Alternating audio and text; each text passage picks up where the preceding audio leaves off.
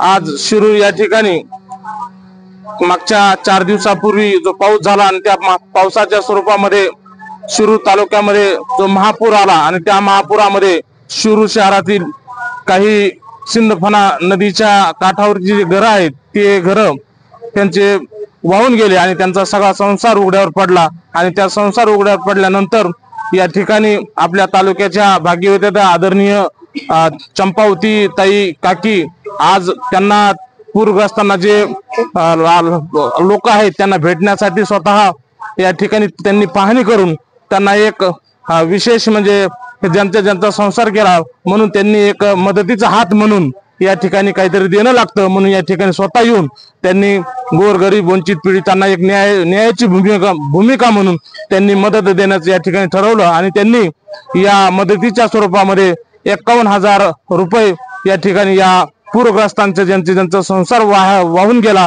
त्यांना काहीतरी सामान असेल काही असेल जी गरज असेल त्या स्वरूपामध्ये त्यांनी घ्या असं या ठिकाणी आदरणीय ताईंनी म्हटलं आणि त्यानंतर आदरणीय शास्त्रीजींच्या हातामध्ये त्यांनी 51,000 रुपये देऊन ज्यांना जी गरज लागेल त्या 51,000च्या स्वरूपामध्ये आपण काय जे घ्यायचे त्यांनी अशा आदरणीय काकींनी सूचना केल्या आणि त्यांनी आपत्तीग्रस्तांना न्याय देण्याची भूमिका फक्त या ठिकाणी असेल ती पानसंभाळ कुटुंबियामध्ये असल्यामुळे त्यांना जाण आहे की कारण की ते या तालुक्याच्या भाग्यविधाते आहेत आणि त्यांना माहित आहे की आपल्यातून काही लोकांचे जे संसार व्हायला गेले त्यांना कुठंतरी त्यांना पूर्वपदावर आणण्याचं काम करीत असेल तर चंपावती ताई यांना जाणीव झाली आणि त्यांनी एक मदत करण्याच्या हेतूने आपल्याला भेट देऊन त्यांनी मदत केली त्यांचं मी या रहिवाशाच्या वतीनं या ठिकाणी असं खूप खूप अभिनंदन करतो आणि या ठिकाणी थांबतो। त्यानंतर आदरणीय काकींना मी 2 मिनिटं या ठिकाणी आपण आपली मदत जाहीर केल्याबद्दल पुन्हा एकदा तुमचा आभार मानतो आणि 2 मिनिटं आम्हाला मार्गदर्शन या आपत्तीग्रस्तांना करावं अशी। सिंदफणा नदीला महापूर आल्याच्या नंतर अनेक लोकांचे संसार जे उद्ध्वस्त झाले होते। सिद्धेश्वर मंदिराजवळील जो वार्ड क्रमांक 9 आहे यामधील ह्या परिसरामधील जे घरं आहेत आणि काही व्यापारी आहेत यांचे देखील संसार मोठ्या प्रमाणामध्ये ह्या पुराच्या पाण्यामध्ये उद्ध्वस्त झाल्यामुळे अनेकांना आज रस्त्यावर येण्याची वेळ आलेली आहे। तर आज चंपावतीताई काकी पानसंभाळ आहेत त्यांनी या पूरग्रस्तांना मदत जाहीर केली आहे। अधिकची माहिती आपण त्यांच्याकडून घेणार आहोत। ताई आपण आज या पूरग्रस्त लोकांना मदत जाहीर करण्यात आलेली आहे काय सांगाल?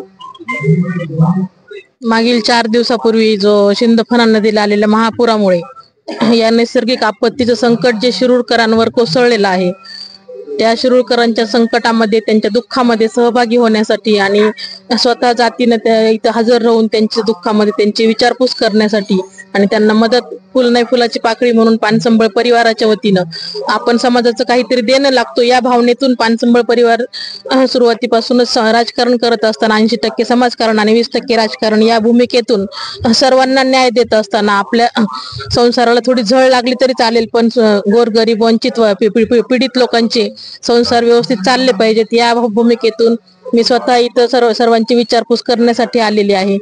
पानसंभाळ परिवाराच्या वतीनं वैयक्तिक मदत तर मी इथं जाहीर केली आता सगळ्यांनी सांगितलं 51,000 रुपयाची मदत जाहीर केली महाराजांच्या हस्ते सुपूर्द करण्यात आलेली आहे विवेकानंद शास्त्री महाराजांच्या हस्ते। परंतु या निमित्ताने यांना सर्वांना मी एक सांगू इच्छिते की आपण कुणीही घाबरण्याची किंवा कुठलंही काळजी करण्याचं कारण नाही। आता ही नैसर्गिक आपत्ती आहे त्याला आपण सर्वांनी एकत्रितपणे तोंड देण्याची गरज आहे। मला वाटतं आमचे लोकनेते आदरणीय सुरेश अण्णा धस असतील पंकजाताई साहेब असतील सर्वांनीच इथं भेट दिलेली आहे सर्वांनीच आपल्या दुःखात सहभागी झालेले आहेत आणि अण्णांच्या माध्यमातून ताईंच्या माध्यमातून आम्ही सरकार दरबारी आपल्या मागण्या जास्तीत जास्त मांडून आपल्याला जास्तीत जास्त मदत कशी करता येईल आपले संसार पूर्ववत कसे करता येतील हा प्रयत्न नक्कीच मी स्वतः करेल। अण्णांच्या माध्यमातून असेल ताईंच्या माध्यमातून असेल अण्णा आणि ताई स्वतः येऊन गेल्यामुळे त्यांना त्याची जाणीव तर आहेच परंतु एक कार्यकर्ती म्हणून मी त्याचं परिशिक्षण करत राहणं त्यांना पाठपुरावा करत राहणं आणि तुमच्या सर्वांना मदत करीत राहणं। माझ्यासोबतच शहराचे उपनगराध्यक्ष प्रकाश शेड्डे सरदा आहेत अमोल भैया आहेत अरुणरावजी भालेकर आहेत सर्वच आमची टीम आहे आणि सर्व सामाजिक कार्यकर्ते जे शिरूर मधले आहेत त्यांनी एक छान असा उपक्रम इथं हाती घेतलेला आहे एक हात मदतीचा म्हणून सर्वच मला वाटतं बाहेरून पण बऱ्यापैकी मदत येते त्यामुळे तुम्ही कुणीही घाबरून जाऊ नका तुमच्या दुःखामध्ये आम्ही आहोत रात्री बेरात्री कुठलीही गरज लागली शेठजी आहेत अमोल भैया आहेत अरुणरावजी आहेत आम्ही सर्वच जण तुमच्या सोबत आहोत कुठली काळजी फक्त जीवाची काळजी घ्या पुढील 4-5 दिवसात बऱ्यापैकी आणखी जास्त पाऊस सांगितलेला आहे तर प्रत्येकाने स्वतःच्या जीवाची काळजी घ्या सामान म्हणजे घराकडे आणि सामानाकडे बघत बसू नका. आपण जान आहे तो जहान आहे. आपला जीव जर वाचला तर आपण पुढे पुन्हा संसार उभा करू शकतो. एवढंच या निमित्ताने सांगते आपल्या सर्वांना.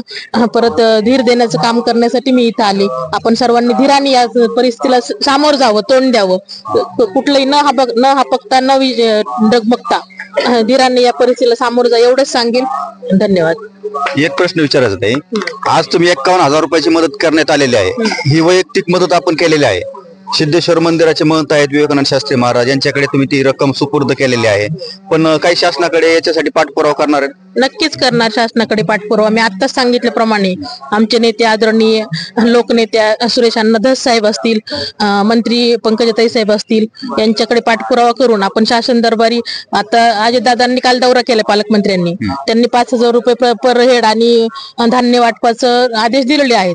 परंतु 5,000 पासून ते 50,000 पर्यंत कसे वाढवतील यासाठी आम्ही नक्कीच त्यांच्या पुनर्वसनासाठी पण आम्ही जास्तीत जास्त नेत्यांचा पाठपुरावा करून की इथं ऍक्च्युअल परिस्थिती म्हणजे त्यांनी स्वतः तर पाहिलेली आहे, परंतु आम्ही प्रत्येक घराघरात जाऊन ती पाहिलेली असल्यामुळे आम्ही त्यांच्याकडे आदरणीय अजितदादा असतील, पंकजाताई साहेब असतील, सुरेश अण्णा धस असतील, सर्वांकडे पाठपुरावा करून नक्कीच तुम्हाला या नैसर्गिक आपत्तीतून वाचवण्यासाठी न्याय देण्याचा प्रयत्न करू, असंच मी या ठिकाणी सांगू इच्छिते.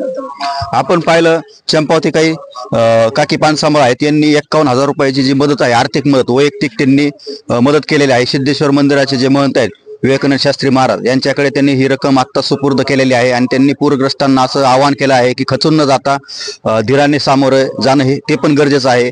वाचलेत हेच खूप महत्वाचं आहे. धन्यवाद.